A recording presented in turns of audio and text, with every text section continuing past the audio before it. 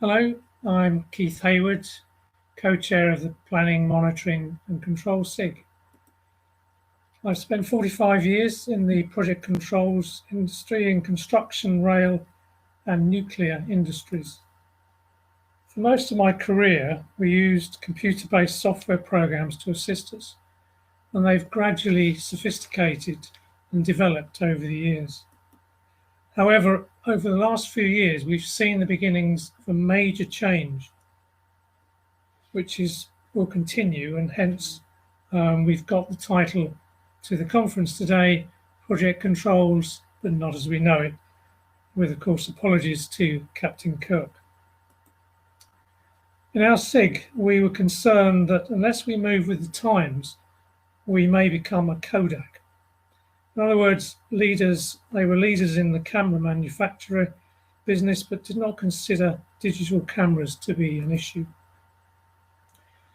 Today's conference has enabled us to not only get up to speed with the latest developments, but also to get your feedback regarding future trends. Thank you very much for all your questions. So what have we learned today? First of all, we heard Martin telling us about disruption. It's going to happen. Are we ready? We either go with it or get left behind. He talked about the need to work together and to have interconnected data. And then we have to decide, are we going to be software jockeys or project data analysts? Because there is so much data to manage. Well, we don't need a crystal ball anymore. We do need software technology to unlock and predict the future. Then we heard Jay and Sam talking about punch cards to BI. I must admit, I'm old enough to remember punch cards. He talked about we're in the fourth industrial revolution. We've had mechanization, mass production, computers, and now Internet of Things. But people are the biggest important factor here. They're going to need significant training and upskilling. Process, we've got to make sure that we get the strategy and go in small steps. Being flexible, and of course one of the things that we don't tend to do very often, and that is remembering lessons learned. We don't do that very well. And finally, systems.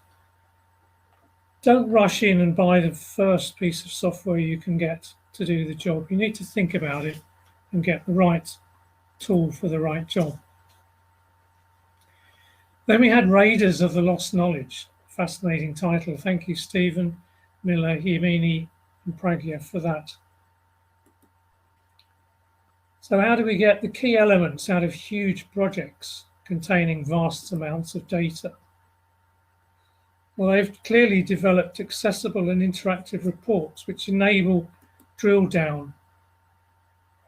They use primarily Power BI and SharePoint and pulled the data down from a variety of software packages. We saw a great demonstration of live issues, and that's key to the fourth revolution. Is it's got to get the right data, and data can turn insights into actions. I like that phrase. I might come back to that one later. Then we heard from Stephen Jones, who talked about the collaborative working and how he's implemented that at Sellafield. Saves man hours of data collection. I remember when I was on site, we'd spend weeks gathering data for a monthly report that was probably 2 or 3 weeks out of date by the time it was given. So they can be tailored to suit the different users at the different levels in an organization. And it can be sliced and diced so that the users can get what they want. And again, we see the use of Power BI. But Stephen pointed out that it can be expensive when you go down some of these routes. Now, we've just had that very contemporary report from Naomi, the Delphi study, Delphi investigation, hot off the press. Not even the team who worked on it had seen it. Some fascinating information in there that there are possible savings of over £23 billion, and that's just from the infrastructure sector. But she went on to look at the barriers, the issues of data quality and data formatting. Again, training is very important. It's the people issue arising again. But some of the fears that came out of it were, as you see here, fear of the unknown. What will it uncover? They don't want to be the person that reports the bad news. Another one is, if the data analyst can give all this information, what is my role? That could be a key concern going forward. And all of these factors influence each other. And she's pointed out that we need a holistic approach, and there is no silver bullet. So thank you for those excellent presentations that we've seen today.